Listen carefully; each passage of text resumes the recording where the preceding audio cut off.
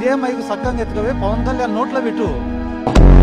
40,000 మంది అమ్మాయిలు తప్పిపోయినారండి ఈ రాష్ట్రంలో, యాడికి పోయినారా అని చెప్పి అడిగినావా? అప్పతైనా 30,000 మంది అమ్మాయిలు మిస్సింగ్ అయిపోయారు ఆంధ్రప్రదేశ్ లో.